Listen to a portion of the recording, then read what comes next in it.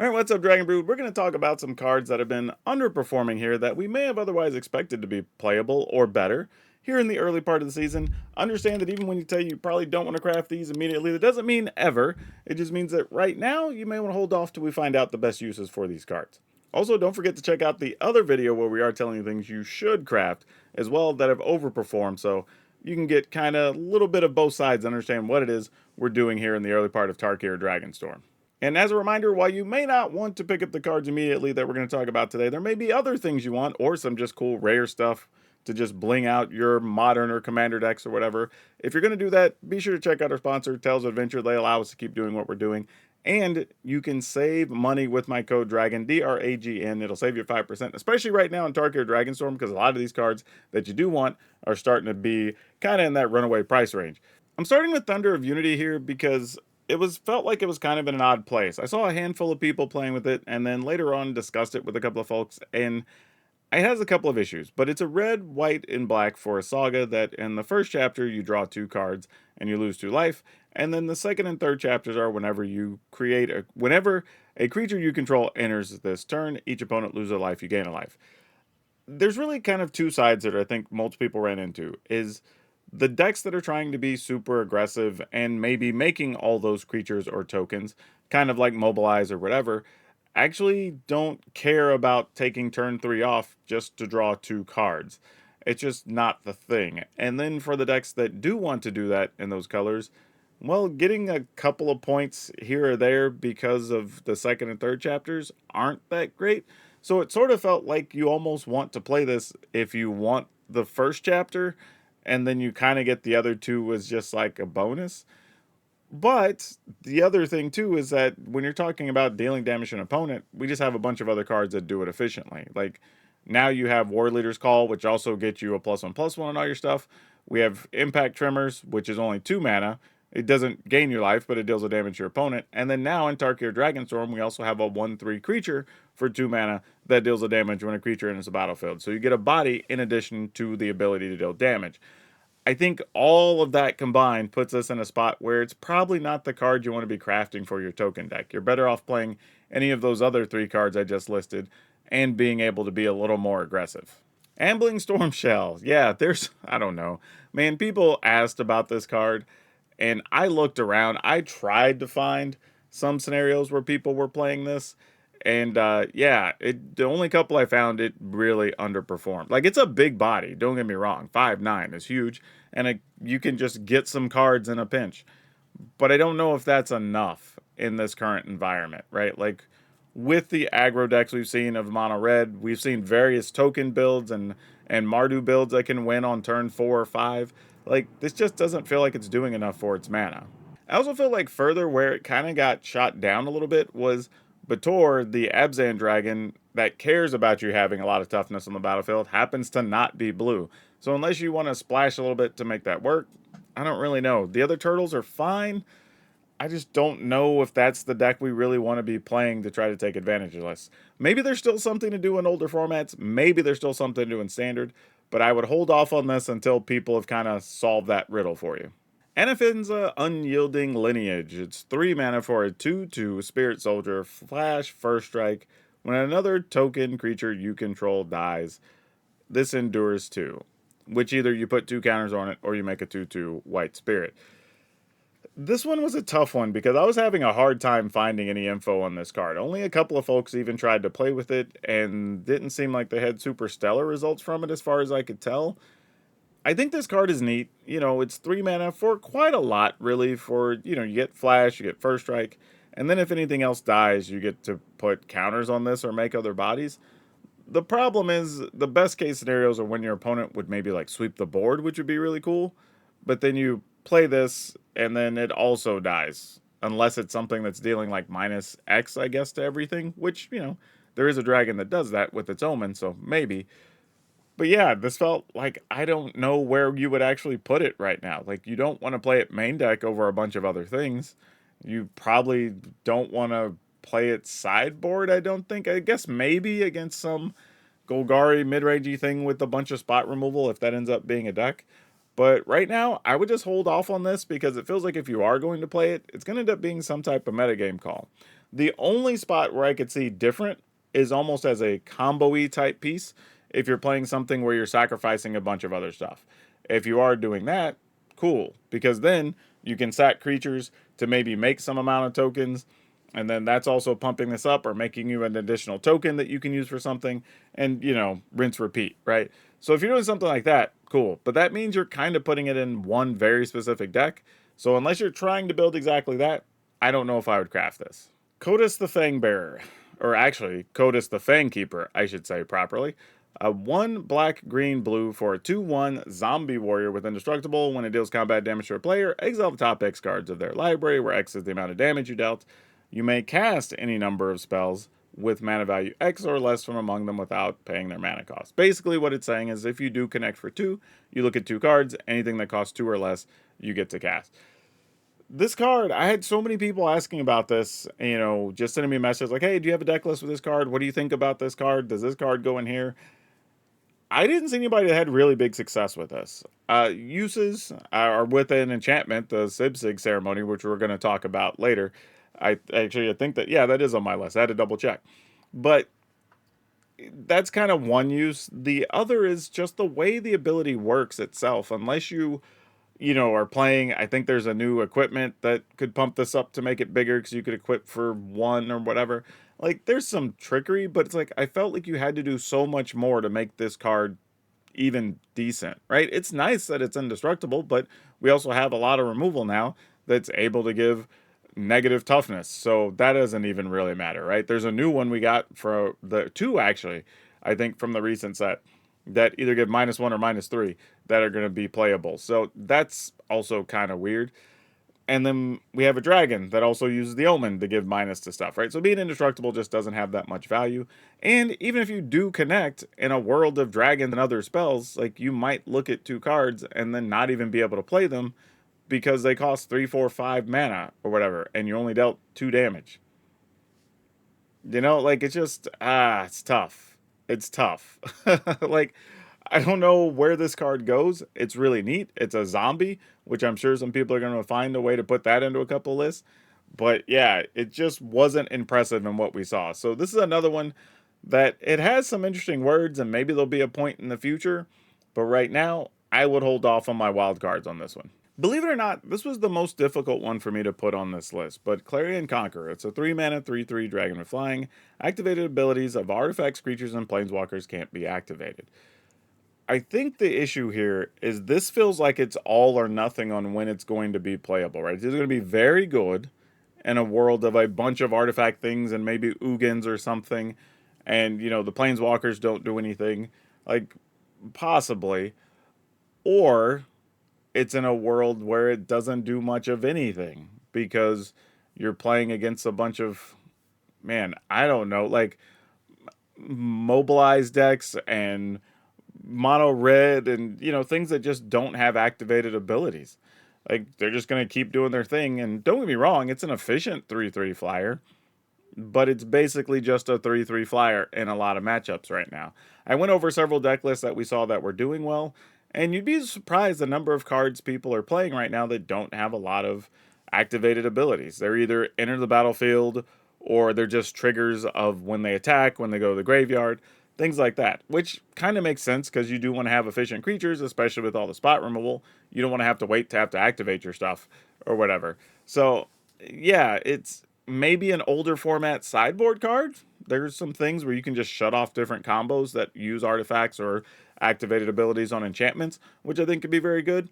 But yeah, it's fine, but I would hold off. See which way the metagame goes, because if we do enter a world where there are a lot of activated abilities happening and your deck happens to not use many, then this could be great.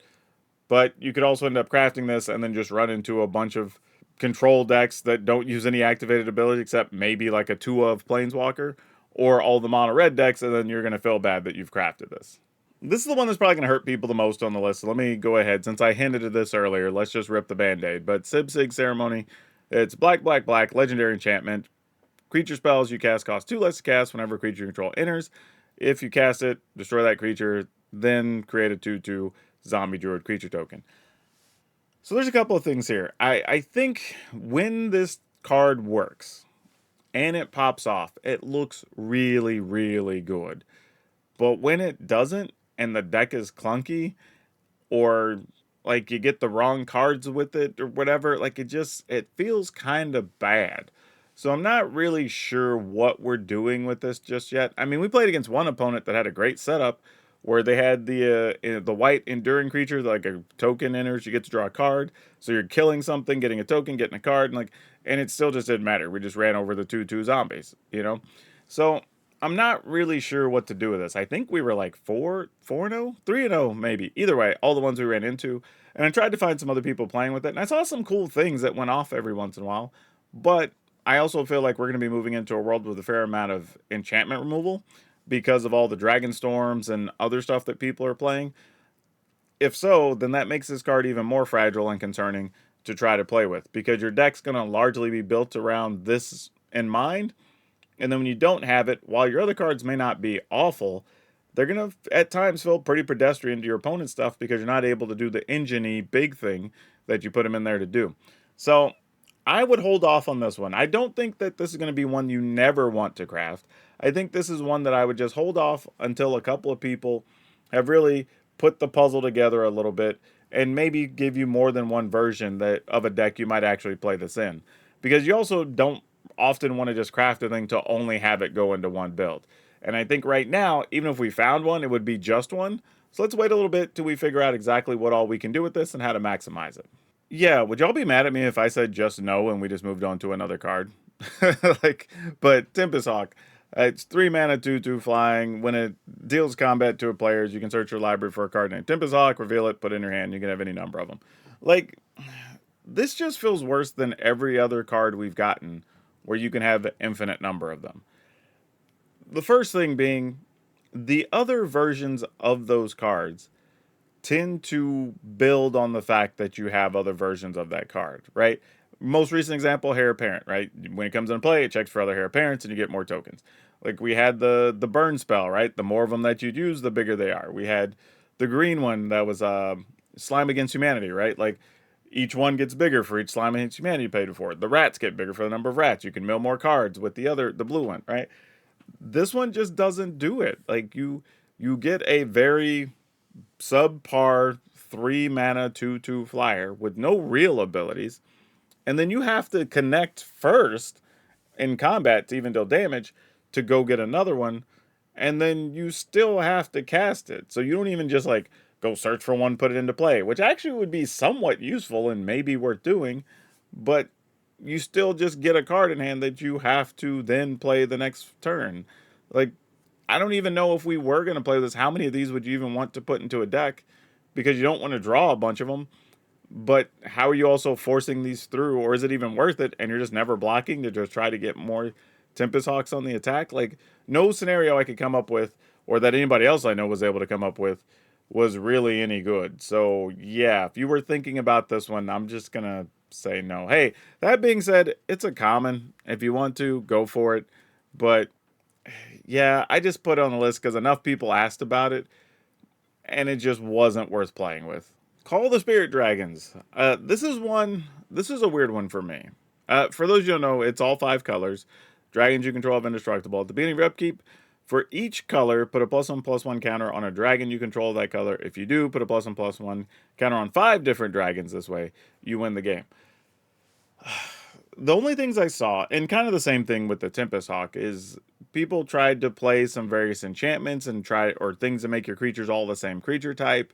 And, trying to get tricky of like, okay, I can get a bunch of dragons and then they're all every type. And then, we could do this and that. And it's a lot of work. It's a lot of work to try to get this off to be a winning card. Now, let's say we ignore the win condition on it because that's very difficult. Is it worth it to just splash 1 or 2 colors to make your dragons indestructible? Like, maybe, and you're getting to put counters on 1 or 2 of them every turn. Like, I guess it's possible, but probably not, honestly. And every attempt we saw with this did not go well. Now, that's not to say nobody out there hasn't done okay with it, but every attempt I could find didn't look great. And every deck list I put together didn't look great. So, this is another one. While it looks really neat, And I get it. If you're just a deck builder, brewer, you want to give it a go, I don't hold that against you. But let's just hold off on this one till we find out the best way to go about doing business with it. Mox Jasper. I feel like there's a lot to say about this, but it's a zero cost artifact, legendary, add a mana of any color, but you can only activate it if you control a dragon. Oh man. First off, I think everybody's coming around to this because the price on this has dropped nearly in half, I think, from just like a week to 10 days ago. So that's a thing. But I'm trying to figure out like the best way to go about Square because I don't feel like the card is unplayable. But I will say the list we had it in, we didn't even really ever get to use it effectively. The list that it was played against us, they got it out on I think turn 4, and they may have tapped it once for mana the rest of the game, surprisingly. And we played a fairly long game in that one.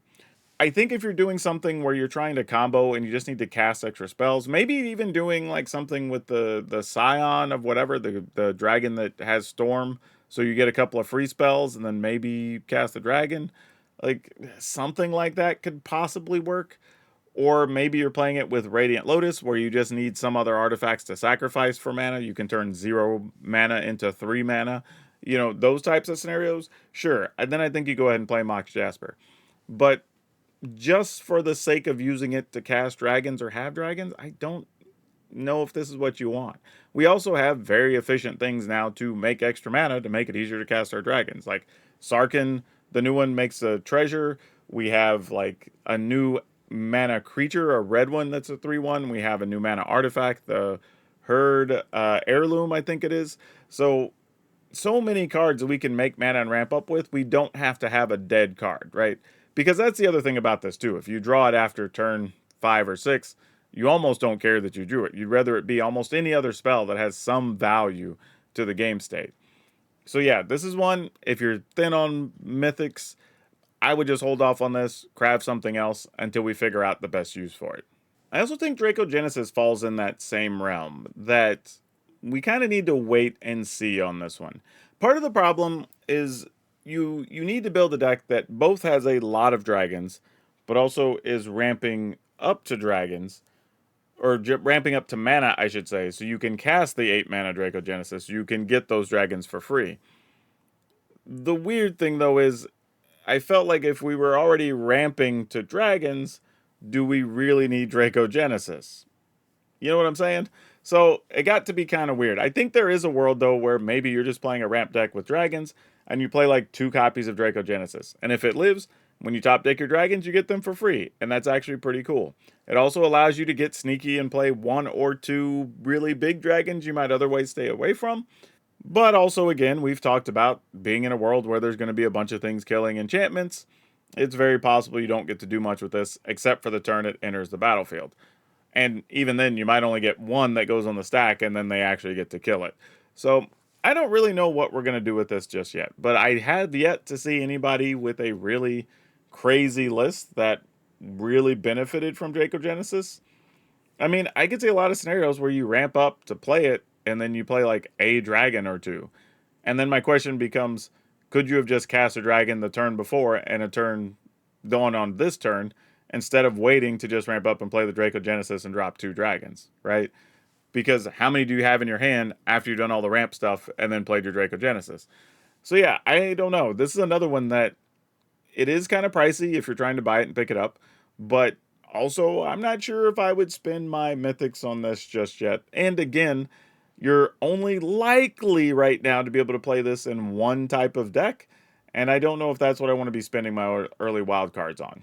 But yeah, is there something else that you think we should be telling people not to buy or craft here early? What's been underperforming for you? Was there something you expected to be great that wasn't, that we didn't talk about? Also, reminder, if you want to pick up other things that weren't on the list, be sure to check out Tales of Adventure. Use my code DRAGON, DRAGN. Save yourself 5% so you can save money on all the Tarkir stuff going on. Oh, and don't forget to check out our other video where we're telling you what you should craft and should be playing that overperformed so far here in the early goings of the season.